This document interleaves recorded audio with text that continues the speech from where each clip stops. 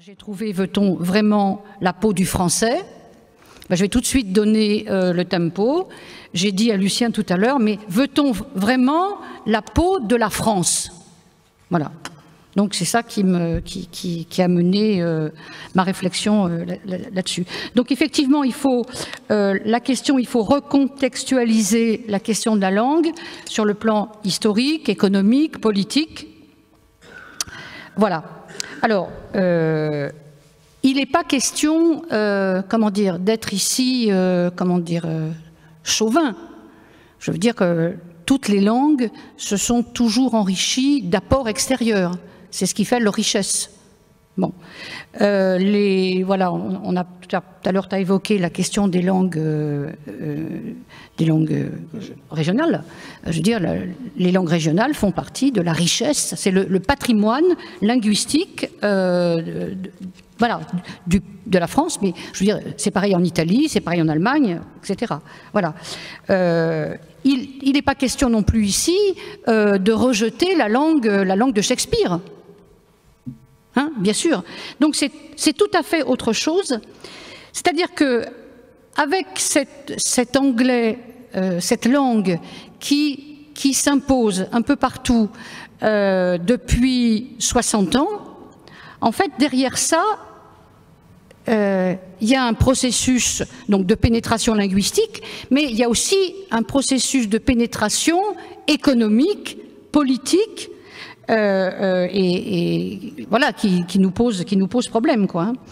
Effectivement, il y a une stratégie états-unienne qui démarre sans doute avant la guerre 39-40, mais c'est vrai qu'on va se borner à la guerre 39-40. Voilà. Alors, l'idée donc de conquérir l'Europe pour les États-Unis, hein, pour les classes dirigeantes états-uniennes, c'est pas nouveau. Hein. Je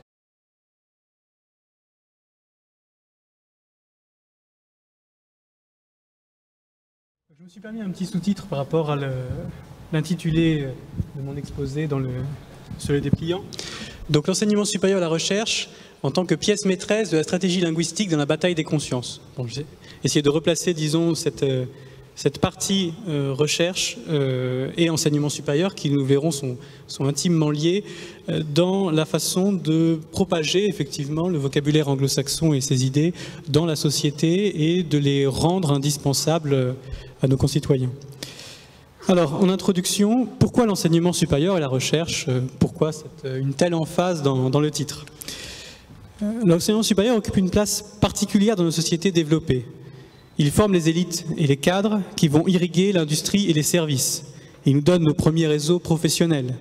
Et pour les formations les plus prestigieuses qu'il dispense, des sésames dont nous nous revendiquerons toute notre carrière, autant dire à l'heure actuelle d'une nouvelle réforme des retraites, toute notre vie.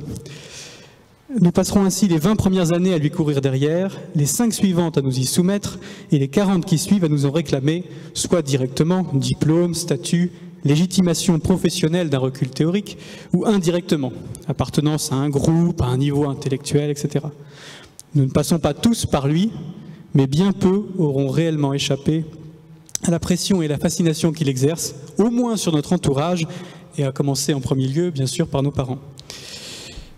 Les conférences précédentes auront eu, je l'espère, à cœur de vous en convaincre, nous vivons actuellement une véritable guerre. Une guerre culturelle, politique, une guerre de civilisation, masquée à grand-peine par le poncif commode, comme quoi nous ferions partie du même camp occidental des démocraties libérales. Aujourd'hui, il me revient finalement de vous parler stratégie. J'ai le difficile privilège d'aborder ce que je considère être la clé de voûte, le point central du dispositif. La bataille décisive se joue là, presque en silence, un peu à l'écart de nos vies. On en entend les échos, quelques fracas isolés, la LRU, les lois Pécresse, la loi Fioraso récemment, et on retourne bien vite lutter sur nos fronts quotidiens, dans ces déferlements médiatiques et professionnels qui savent nous toucher plus directement. Et pourtant, c'est bien dans ces bâtiments austères, sur ces campus hermétiques, que le conflit sera probablement scellé. Le sort des nations, aujourd'hui, se joue en grande partie sur la capacité de résistance de sa langue. Qu'elle survive, qu'elle demeure insolente et précise, qu'elle continue à narguer la novlangue libérale de ses concepts, de ses habitudes de lutte, de la franche crudité de ses descriptions et de la poésie de ses aspirations, et tout restera possible indéfiniment. Et la bataille de la langue, si elle se jouera bien sûr dans les consciences, ne se perdra définitivement que par l'enseignement. Alors pourquoi l'enseignement supérieur? Donc, il est central, la société s'articule autour de lui, tout le cursus pré-bac y prépare, et tout le monde professionnel est conditionné, on pourrait dire formaté, par ses méthodes, son vocabulaire, ses références et sa caution scientifique et technique. Or, et assez naturellement, la recherche est le levier de l'enseignement. Elle le pilote dans les masters, dans les enseignants qu'elle forme, d'une certaine façon d'ailleurs qu'elle formate, qu'elle autorise. Un doctorat est nécessaire pour être maître de conférence, par exemple, dans la caution qu'elle apporte au personnel, aux établissements et aux diplômes. De plus en plus à l'heure des classements internationaux et autres classements de Shanghai, mais nous aurons l'occasion d'y revenir. Alors, l'université et la libération de la connaissance. Petit 1, la foire au diplôme. Donc on va contextualiser un peu, disons, le passage en force de l'anglais dans l'enseignement supérieur. Donc les mutations profondes qui sont en cours à l'université, et dans les grandes écoles plus encore, changent subrepticement et profondément notre rapport à l'institution, mais aussi à la collection de grades et, in fine, à l'acquisition de savoir et de savoir-faire. Bon, le même mécanisme est à l'œuvre partout. Il s'agit encore et toujours de mondialisation que nous pourrions essayer de définir ici comme le processus par lequel le libéralisme économique impose sa logique marchande et ses structures autoritaires sous le couvert d'une internationalisation présentée comme nécessaire, inévitable et même, paraît-il, source d'efficacité.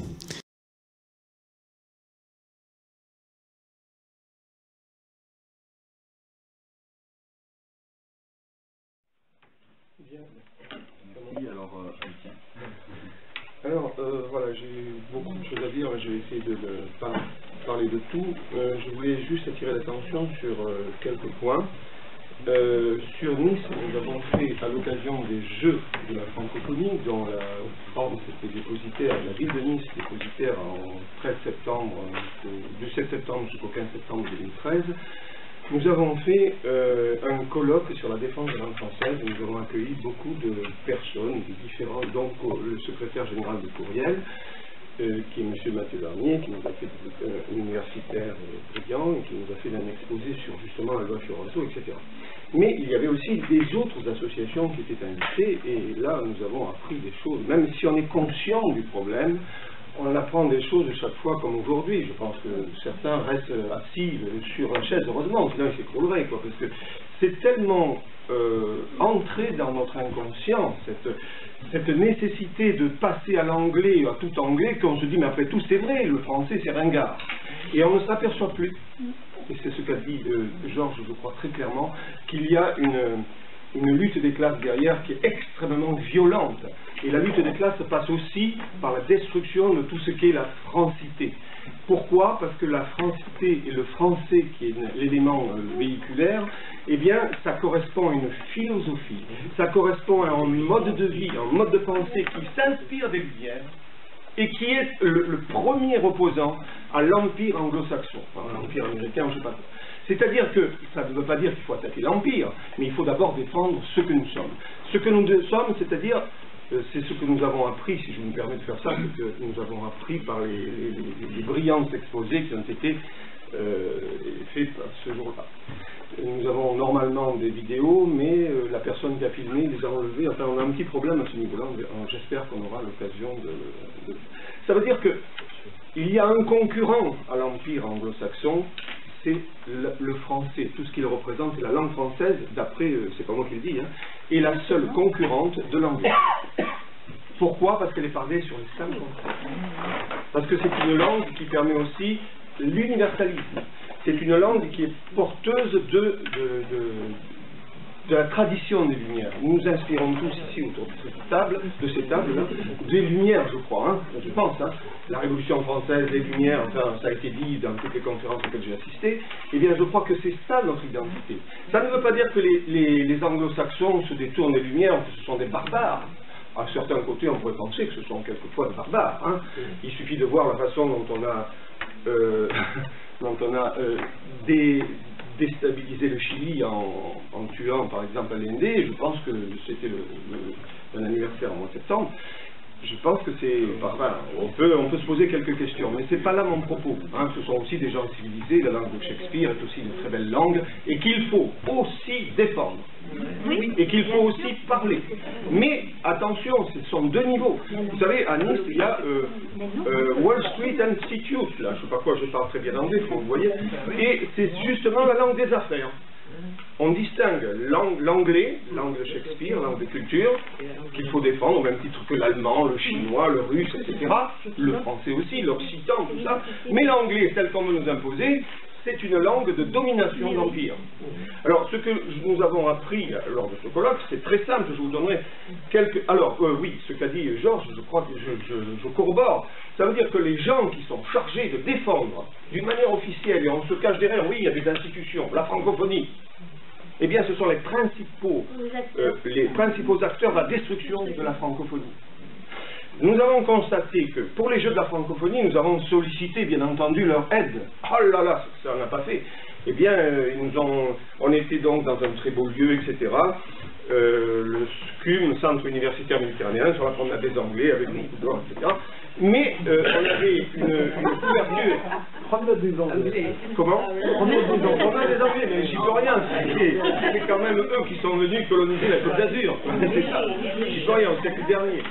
Bon. Et donc, après, au bout d'un certain temps, on nous a éliminés du site en plein colloque, quoi, parce que justement, on devait un peu gêner sur les contours, ce qui organisaient les Jeux de la francophonie. Qu'est-ce que c'était les Jeux de la francophonie? Eh bien, je suis allé au village de la francophonie, un peu comme le village olympique, c'était très bien organisé, c'était très beau. Hein. Bon, le problème, c'est qu'il y avait EFAGE, il y avait tout ceci, et que les principaux vecteurs qui ont été utilisés là, c'est des vecteurs commerciaux. Il fallait donc passer des marchés, c'est tout. Voilà. En gros, la francophonie, c'est bien, ils ont quand même parlé en français, hein, c'est très bien. Mais il y avait quand même derrière, surtout, les affaires. Et comme ça a été dit précédemment, les affaires, c'est l'anglais qui est prédominant. Donc défendre, déjà le mot défense de la langue française, c'était un gros mot, oui, défense de la langue française, c'était un gros mot. Donc voilà, ça, je voulais préciser ceci. Après, le protocole de Londres, ça n'a pas été... le protocole de Londres, ça veut dire que c'était sous le quinquennat précédent, et ça veut dire que les brevets n'ont plus à être écrits et en français, je crois, hein, n'ont plus à être traduits. Ils sont automatiquement en anglais, et c'est les pays qui les reçoivent, ils font ce qu'ils veulent. Et il y a aussi autre chose que nous avons appris là, c'est par exemple un des incidents majeurs qu'il y a eu à l'hôpital d'Épinal, je ne sais plus de quel temps, quelques années, où il y a eu des morts par la radiothérapie. Pourquoi? Eh bien, c'est à cause de cette colonisation. Je dis bien colonisation. Pourquoi? Parce que je ne sais pas si c'est lié directement au protocole de Londres, mais enfin, ça s'inscrit dans la même logique. On ne met plus comment on appelle ça, les notices, on ne les traduit plus. Donc les gens, même s'ils sont bilingues, les techniciens supérieurs, les médecins, les responsables d'hôpitaux, eh bien, est-ce qu'ils maîtrisent parfaitement toutes les subtilités qu'il y a écrites dans la langue anglaise, et qu'est-ce que ça se traduit? Donc la personne qui nous a parlé de ça disait, mais en anglais, par exemple, une virgule et un point, ça n'a pas la même signification qu'en français. Donc, si on fait ça, inconsciemment, un jour ou l'autre, on fait une erreur. Et ça a été le cas à cet hôpital, même si les gens étaient tout à fait consciencieux et tout. Et, chose plus grave, les règlements, les façons de régler les appareils, c'était avec des unités de mesure anglo-saxonnes. Donc, les curseurs qu'il fallait déplacer, bon, il est peut-être assez facile de dire, bon, millimètres ou tous ces trucs-là, on peut se tromper. Mais ça n'a jamais été dit. On a dit que les gens étaient fatigués, qu'il y avait eu des luttes internes. On n'a jamais incriminé l'anglais dit le fait que ce soit écrit en anglais. Donc ça, c'est quand même un élément qu'il faut prendre en compte. Autre élément que nous avons appris à ce moment-là, il y en a encore deux, je m'arrêterai là, c'est la souffrance au travail. Georges en a parlé. Les cadres. Alors les cadres sont dans un désarroi profond. Mais au-delà de la souffrance au travail, il y a une prise de possession de ce qui est l'outil industriel français, l'outil de production. Alors l'exemple qui nous a été cité, c'est Alcatel. Alcatel était une entreprise bretonne, je crois, qui a été numéro 1, enfin je veux dire à l'époque, numéro 1, et on l'a obligé, ou elle a, je ne sais pas, enfin les cadres dirigeants ont acheté Lucent qui était pain des confitures, vous vous rappelez ça, hein? Et depuis que ça a été Alcatel-Lucent, c'est devenu en des confitures aussi, puisqu'on supprime les emplois. Alors ce qui a été grave là, à ce moment-là, c'est qu'il suffisait d'une personne qui soit anglaise, tout le monde parlait anglais. Et peu à peu, les cadres dirigeants, hein, c'est ceux qui ont monté Alcatel au départ, se sont dit, oui, bon, nous on parle anglais. Hein. Bon, moi je ne parle pas très bien anglais, vous avez bien dit, mais eux ils savaient très bien parler anglais. Eh bien, dans les conseils d'administration, on imposait l'anglais comme langue de travail. Peu à peu, comme disait Georges tout à l'heure, ils ne maîtrisaient plus rien. Et ils se sont sentis dépossédés de leur outil. Donc vous voyez, c'est bien une colonisation. Quand même, hein. Ils se sont sentis dépossédés de leur outil, d'autant plus que les jeunes cadres dynamiques, ou dans un peu longue, disaient, nous, on est allé en Angleterre, on est allé aux États-Unis, on a fait des bains linguistiques, etc., etc. Donc on sait parler. Mais là où ils se sont fait avoir, c'est qu'ils se sont aperçus après dans la souffrance au travail qu'ils étaient au même niveau. Pourquoi? Ils maîtrisaient tout parfaitement, ils n'avaient pas d'accent, ils n'avaient rien. Mais les anglophones de base, comme disait Georges, ceux qui sont de langue maternelle, ils ont des astuces, ils ont accéléré le rythme, ils ont mis des petites subtilités qu'on ne peut pas avoir si l'on n'est pas langue maternelle. Donc ça veut dire qu'ils ont été écartés eux aussi, ces jeunes cadres dynamiques, de la direction. Et maintenant, dans les directions des grandes entreprises françaises, ici, les grandes, hein, je veux dire de la métallurgie, je crois, aussi, il n'y a que des cadres de langue maternelle anglaise. Ça me semble être quelque chose de fort. Pour défendre le français, il faut aussi dire pourquoi on a cette colonisation. Et dernier point, ça a été dit par Marie-Paul aussi, clairement, et ça peut-être qu'il faudrait aussi le prendre en compte. On a volontairement, ça se fait depuis longtemps, hein, c'est pas il y a 2 ans, hein, c'est le résultat là, hein, ça a été planifié. Depuis de nombreuses années, on a fait en sorte d'introduire dans les programme, si j'ose dire, scolaire, au tout petit niveau, hein, de la maternelle à l'université, d'introduire le fait de dézinguer le français. Comment? Eh bien, on a appris avec des méthodes de lecture qui ne sont pas toujours faciles d'accès, même si a priori c'est pour faciliter l'accès de la langue au plus grand nombre. En fait, après il y a des confusions, et puisqu'il y a des confusions, dans les apprentissages de lecture, je fais appel à ce niveau-là, à ce qu'on a appelé la méthode globale, même si elle n'est plus utilisée, entre guillemets. Ça veut dire que les élèves photographiant des mots ne sont plus capables de les associer et de faire la compréhension précise de cela. Et, cerise sur le gâteau, après quand ils rentrent au collège, avant ils avaient 6 heures de français, maintenant ils n'en ont plus que 4. 6 heures dont 2 dédoublés pour bien comprendre. Et donc tout ceci, ça conduit à quoi? Ça conduit que l'école publique, l'école de la République, pardon, à un moment donné, elle est dévalorisée. Et là, on voit bien que la lutte des classes est derrière. Parce que l'école publique qui donne accès à tout le monde au savoir, suivant ses compétences, enfin, je sais pas, c'est pas tout beau, hein, je veux dire, je ne défends pas mordicus la République. Je dis que ça donnait quand même accès à certains de pouvoir accéder aux grandes fonctions de l'État et des entreprises. C'est fini, ça. Parce que les grands cadres dirigeants de langue maternelle anglaise, les autres, les cadres intermédiaires, les sous-fifres utiles, ce seront des gens qui ont fait des séjours, donc monnaie, vous comprenez? Les parents, il faut qu'ils payent. Et le peuple, là, il est dépossédé de tout, de la langue et de tout. Donc voilà, je crois que j'ai été... Ah, voilà, je voulais finir juste avec ça. C'est... personnellement, je crois qu'il y a derrière une entreprise qui a été commencée il y a longtemps et qui a été le résultat de la Seconde Guerre mondiale.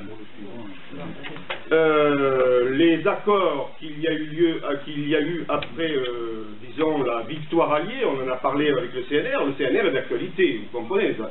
L'actualité, pourquoi? Parce que il y a eu quand même une bataille à l'époque pour faire en sorte que la France ne sorte pas vaincue et ne se soit pas imposée l'Amgote et compagnie, vous comprenez? Donc, ça a été dit précédemment dans les journées que nous avons eu le bonheur de suivre. Mais donc, même s'ils n'ont pas réussi à imposer la monnaie anglaise avec le franc, avec le dollar à côté, même s'ils n'ont pas réussi à imposer ça, ils ont réussi à imposer l'OTAN, beaucoup de choses qui sont des des organisations qui imposent une sorte de colonisation implicite. Et il y a eu des accords, je l'ai cité déjà précédemment, Bloom-Burns, qui veut dire, c'est dans ces accords, il y avait aussi l'obligation de passer des films américains dans toutes les télévisions et cinémas français. 80% au moins, maintenant peut-être qu'on est plus élevé. Ça veut dire à terme, ça a été l'exception française culturelle, vous savez, ça veut dire à terme que la disparition de toute production locale. En France, on a préservé ça grâce à l'exception, je m'arrête, l'exception culturelle, et puis voilà. Bon, voilà, excusez-moi, j'étais un peu là.